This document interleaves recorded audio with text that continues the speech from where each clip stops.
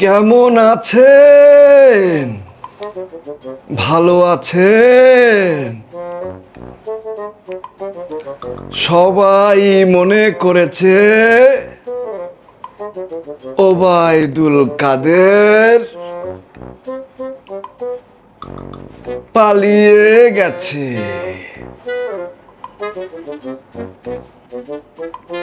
ওবায়দুল কাদের পালায় না। এই যে ছোট্ট একটা ঘর, অনেকে মনে করতে পারে আয়না ঘর,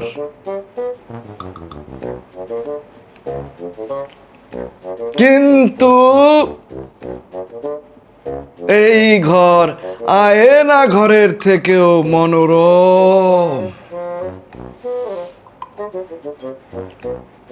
চোখে সানগ্লাস পরে আছি,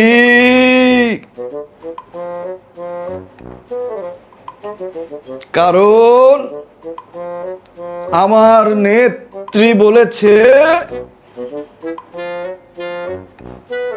সানগ্লাস পরলে আমাকে বাইরে থেকে কেউ দেখবে না। আমার পোশাক আশাক সব মাটির তলে লুকিয়ে এসেছি। সাধারণ জীবন যাপন, একটু নিঃসঙ্গ, ভ্যাকেশন কাটানো আমার মৌলিক অধিকার। তাই ভ্যাকেশন কাটাতে এই ঘরে আছি। আয়না ঘরের থেকেও আরো অনেক বেশি মনোরম, সব ব্যবস্থা আছে।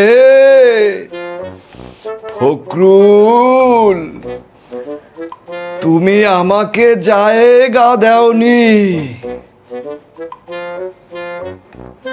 এখন আমার ঘরে এসে থাকো। এই যে ভিডিওটা করছি রাতের বেলা, তার কারণ আমি জানি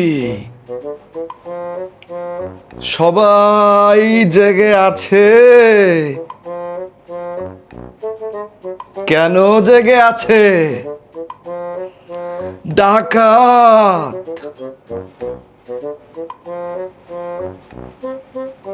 মজার বিষয়, আমি না থাকার পরেও আমার চেয়েও বড় ডাকাত খোঁজে, তুচ্ছ তাচ্ছিল্য করে, আবার ডাকাত খোঁজে। ডাকাতদের জন্য পোলাও কোরমা রান্না করে, কিন্তু ডাকাতরা আসবে না, কারণ আমার এই নিঃসঙ্গ জীবনে কিছু ডাকাত আমার সাথে আছে, আমাকে ছেড়ে যায়নি।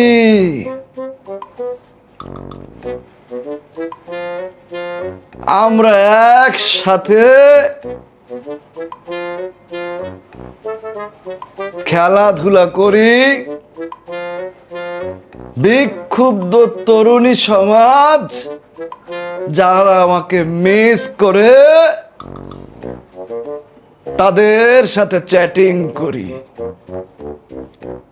ফখরুল, খেলা হবে, শুধু একটু ভ্যাকেশনটা কাটাতে দাও। She has made us clown. She has made us miracle. She has made us vacation, rest. She has made us flying through bus. আমি আছি, ভয় নাই। আমাকে যারা মিস করে তাদেরকে বলবো হতাশ হওয়া যাবে না। সবার অন্তরে বারবার ফিরে আসবে এই ওবায়দুল কাদের। খেলা হবে ফখরুল, খেলা হবে। ধন্যবাদ, সবাই ভালো থাকবেন। আমাকে নিয়ে দুশ্চিন্তা করবেন না, আমি আছি, আমি থাকবো। আয়না ঘরের মতো বা তার চেয়েও মনোরম কোনো ঘরে ফিরে আসবো জীবনানন্দ দাশের কবিতা হয়ে। ধন্যবাদ।